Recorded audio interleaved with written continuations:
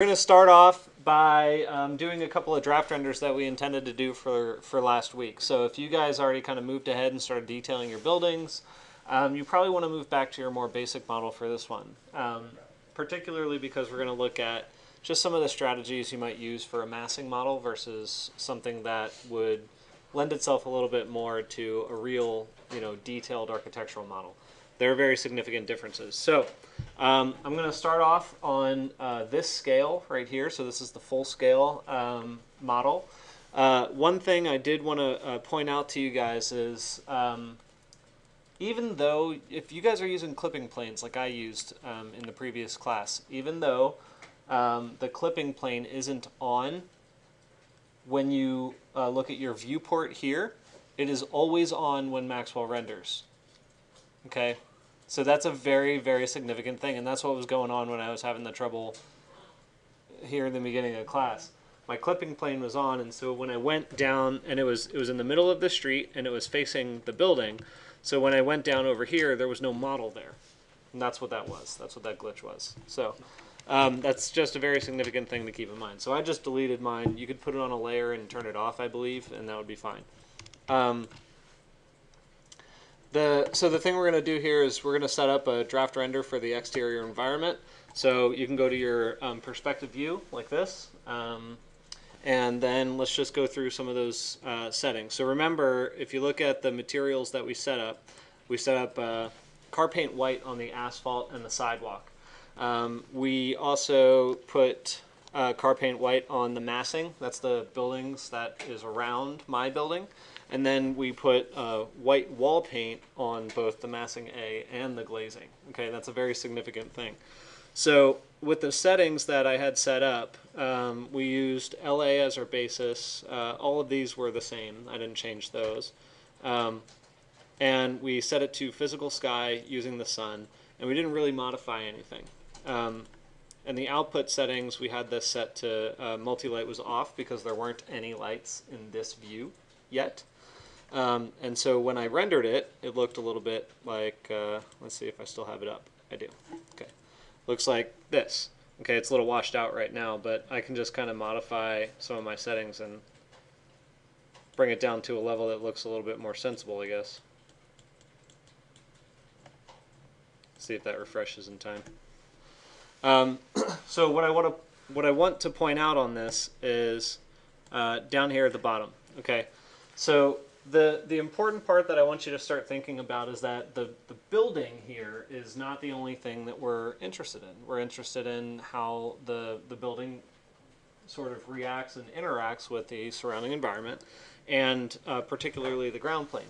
So you guys have been through enough rendering tutorials, I think, by now to know that, or seen enough architectural renderings to know that you want to activate the ground plane by projecting your building down onto it. Unfortunately, what we've got right now looks a little bit more like glass than it does, or ice, or something like that, or just a giant mirror, than it does just a shadow of a thought of what the reflected building would be, right? So I'm kind of referring to, let me pull one up real quick.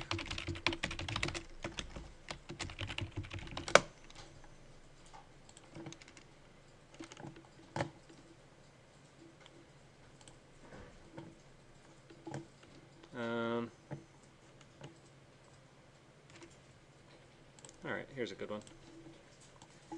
Okay, referring to something like this, where you can look at the ground plane, and this is particularly for a wet material, and so you see a lot more of the building in a wet material than you would just an abstract rendering. So I want you to be thinking about this as we proceed. Here's another kind of example, I guess, where it's not really a wet material, but it still reflects down the bottom. You can see that some of the illumination is kind of making its way down to the ground. You can actually see some of the architectural elements almost directly projected. So we're going to do stuff like that with the ground plane. So we're going to soften it up and probably just look at like a frosted material rather than an actual, car paint material. But I'm actually happy with the effect that I see on the surrounding buildings. So being able to see my building directly reflected on the surface next to it, I think is going to work out well for this particular exercise. the scale of that material is way off, but we'll fix that. Okay, so what I want to do here is kind of change those materials out. So let's take a look at the material that we have set up. Okay, we used car paint white. This is going to be useful for a few other things, so I don't want to delete this. I want to duplicate it. So let's clone material. And we're just going to call this one, let's just say glossy white for now. And remember the modification we made to when we changed the color. I believe we also changed the ND value on one of these layers. I just got to remember which one it was. I believe it was the top one. I think it was the top one. We changed the ND value from like a 1.2 or 1.8 to an 8, I believe. Top coat. Was it top coat? Yeah. Okay, thanks. So we're going to bump that back down to, let's do a 1.8. We're just editing a already made Yeah. material? Yeah. The car paint white? Yeah. No, we cloned it. Oh, clone. Yeah. Yeah. And so you can see that it's already starting to diffuse some of the reflections that you saw in the other material versus this one. Notice how this one you can see all the checkers, but this one you barely can. But you can see a little bit of the checkers, right? That's really important because you'll be able to see some of the edges of the architecture, but you won't really be able to determine what the architecture is versus, you know, what it's not. So I'm going to take that glossy white, I'm going to put that on asphalt, I'm going to put that on sidewalk. Okay. Oh, I closed the image, didn't I? Darn, I didn't mean to. The other thing I want to do here is the image looked a little sterile, I guess. Like there wasn't really much going on with the image itself. So what I want to do is bump up the turbidity coefficient. So I'm going to bump this up to a 0.1. And I'm actually going to decrease the intensity of the physical sky down to a 0.95.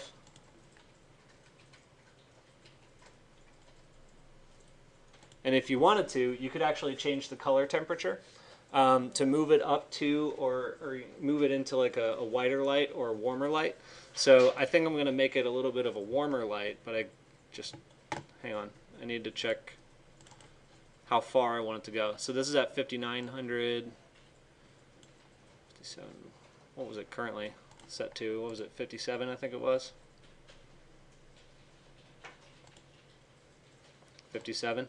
Yeah, let's go down to like a 5500. See if that warms it up a little bit. Outside of that, I think we can do another draft and then we'll take a look at that.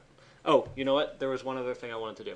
So those surrounding buildings, it looked like it was kind of our building as a part of the fabric of the whole model. And sometimes that's appropriate, but this particular case, I want my building to stand out.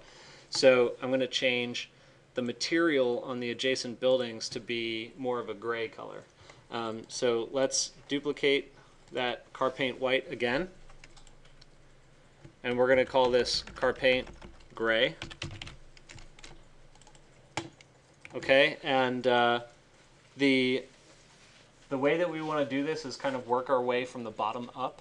Okay, so we're going to start from the base layer, and we're going to modify the color on the base layer. So let's change our reflectance 0 and pick an actual number and copy exactly the same numbers on both. Okay, so that's very important. So I'm going to switch this to a 150, 150, 150 in the RGB values. And then I'll do the same on reflectance 90.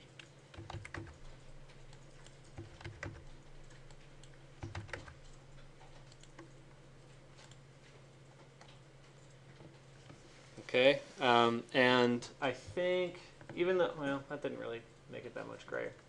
I think what we need to do is modify the flakes to also be grayer. So let's make these 150.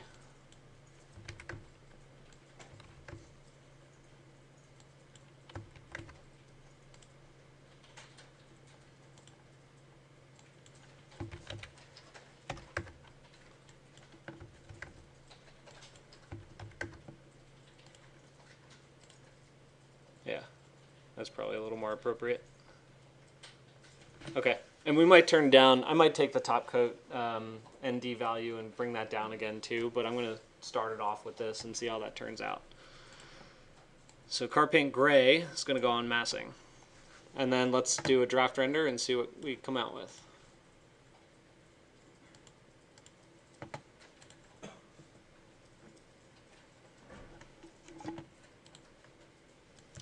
All right, guys, so I'm just going to kind of wrap up our thoughts here and just talk about what we did. So I'm going to do another render after this that's going to modify the bottom plane, right, the street level, the ground plane, to hopefully get a little bit more diffuse reflection, not so much a sharp reflection like that, almost like a frosted material. But I think that we're kind of heading the right direction here with the context, right? So our building now stands out a little bit. We've got some good gradation of how the sun is casting shadows on the surfaces, so we can see the different surfaces a little bit more clearly, rather than everything just being so bland and white. So really, this is a massing model, right? There's not much else to it if you're just going to do a massing render. Okay, so I want to just show you a quick I want to take you out of this in the next video and sort of bring you down to the studio rendering level, and you'll sort of see which one is more appropriate.